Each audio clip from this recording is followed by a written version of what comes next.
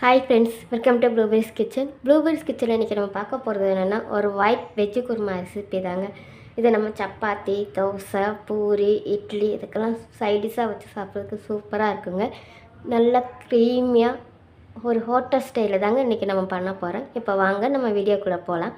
வீடியோக்குள்ளே போகிறதுக்கு முன்னாடி இப்போ தான் நீங்கள் ப்ளூபெர்ரிஸ் கிச்சனை முதல் முறையாக பார்க்குறீங்கன்னா மறக்காமல் கொஞ்சம் சப்ஸ்கிரைப் பண்ணிக்கோங்க. பக்கத்தில் இருக்கிற பெல் ஐக்கானையும் ப்ரெஸ் பண்ணிக்கோங்க. அப்படின்னா தான் நான் புதுசாக வீடியோ போட்டால் நீங்கள் என்னுடைய வீடியோவை பார்க்கலாம். இப்போ வாங்க நம்ம ரெசிபிக்குள்ளே போகலாம். வெஜ்ஜு குருமாவுக்கு இப்போ தேவையான பொருட்கள் என்னென்னு பார்த்துடலாம். ஒரு கப் அளவுக்கு தேங்காய் நான் திருவி எடுத்து வச்சுருக்கேங்க. ஒரு சின்ன தக்காளி நான் இந்த மாதிரி நிகழமாக கட் பண்ணி எடுத்து வச்சுருக்கேங்க. பெரிய வெங்காயம் பெருசு இந்த மாதிரி நிகழமாக நான் கட் பண்ணி வச்சுருக்கேன். உரப்புக்காக நம்ம இன்றைக்கி மிளகாப்பொடி ஒன்றுமே சேர்க்கலைங்க. பொடி வகை ஒன்றுமே நம்ம சேர்க்கலை. நான் இன்றைக்கி உரப்புக்கு பச்சை மிளகா தான் நான் சேர்த்துருக்கேன். அது 2 பச்சை மிளகாய் நான் எடுத்துருக்கேங்க. இது குண்டு பச்சை மிளகானால ரொம்ப பயங்கரமாக காரமாக இருக்கும். அதனால் நான் 2 எடுத்திருக்கேன். மீடியம் சைஸில் ஒரு உருளைக்கிழங்கு இந்த மாதிரி நிகழமாக கட் பண்ணி எடுத்து வச்சுருக்கேன். ஒரு கேரட்டு இந்த மாதிரி நிகழமாக கட் பண்ணி எடுத்து வச்சுருக்கேன். 2 டேபிள் ஸ்பூன் அளவுக்கு பட்டாணி. இது நான் ஃப்ரெஷ்ஷான பச்சை பட்டாணி எடுத்திருக்கேங்க. அதனால் இதை வாஷ் பண்ணி நான் எடுத்து வச்சுருக்கேன். 3 பீன்ஸு இந்த மாதிரி நிகழமாக கட் பண்ணி எடுத்து வச்சுருக்கேன். குருமாவுக்கு நமக்கு திக்னஸுக்காக நான் 1 டேபிள் ஸ்பூன் அளவுக்கு பொட்டுக்கடலையும் 5-6 முந்திரி பருப்பு, வாசனைக்காக நான் சோம்பு எடுத்து வச்சுருக்கேங்க. குழம்புக்கு தேவையான அளவு உப்பு நான் எடுத்து வச்சுருக்கேன். இப்போ வாங்க நம்ம குருமா ரெடி பண்ணலாம். நான் இன்றைக்கி வெஜ்ஜு குருமா குக்கரில் தாங்க பண்ணுறேன். இப்போ நமக்கு குக்கர் சூடாயிடுச்சு. 2 டீஸ்பூன் அளவுக்கு எண்ணெய் ஊற்றிருக்கேங்க. இப்போ நமக்கு எண்ணெய் சூடாயிடுச்சுங்க. இல்லை நம்ம இப்போ 2 துண்டு பட்டை, 2 கிராம்பு, கொஞ்சோண்டு கடல்பாசி, 2 ஏலக்காய்,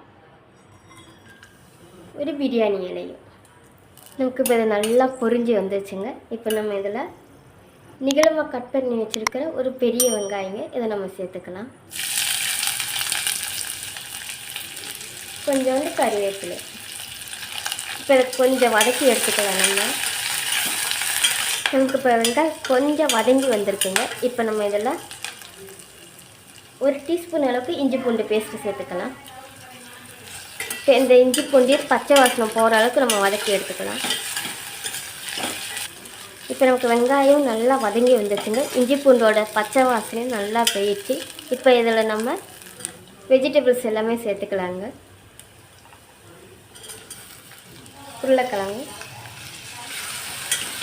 இப்போ இதையும் கொஞ்சம் வதக்கி எடுத்துக்கலாம். நம்ம இப்போ நல்லா வதங்கி வரட்டுங்க. நம்ம அதுக்குள்ளே எங்கிட்ட தேங்காய் மசாலா ரெடி பண்ணிக்கலாம். 1 கப் அளவுக்கு நான் தேங்காய் எடுத்துக்கேங்க.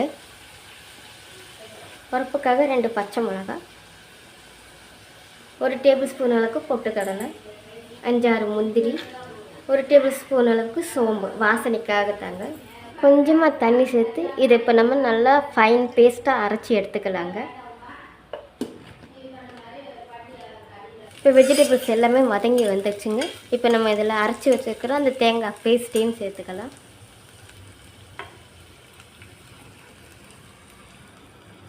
நான் இப்போ 1 கிளாஸ் அளவு தண்ணியும் நான் சேர்க்குறேங்க. இதை நல்லா மிக்ஸ் பண்ணி எடுத்துக்கலாம். நம்ம இப்போ இதை நல்லா நான் மிக்ஸ் பண்ணி எடுத்துட்டேங்க. இப்போ இந்த குழம்புக்கு தேவையான அளவு உப்பு நம்ம சேர்த்துக்கலாம். இப்போ இந்த ஸ்டேஜில் நான் இந்த கட் பண்ணி வச்சுருக்கிற அந்த தக்காளி நான் சேர்த்துக்கிறேங்க. தக்காளி நீங்கள் சேர்க்காதீங்க. தேங்காய் பால் சேர்த்துட்டு நீங்கள் சேர்த்துக்கோங்க. முதல்ல நம்ம தக்காளியை சேர்த்தோன்னா தக்காளி வதங்கி ஒரு ரெட்டிஷ் கலருக்கு வந்துடுங்க. நமக்கு தக்காளியோட ஒரு கலர் வரும். அதுதான் நான் சொல்கிறது. இந்த ஸ்டேஜில் சேர்த்துட்டு நம்ம ப்ரெஷர் போட்டு எடுத்துக்கலாங்க.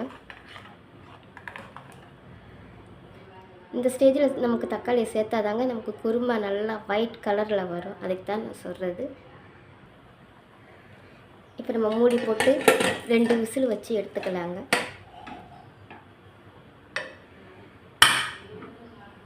இப்போ நம்ம மூடி போட்டாச்சுங்க. மூடி போட்டு 2 விசில் வச்சு நம்ம எடுத்துக்கலாங்க. இப்போ ப்ரெஷர்லாம் போயிடுச்சுங்க. இப்போ நம்ம ஓப்பன் பண்ணிக்கலாம்.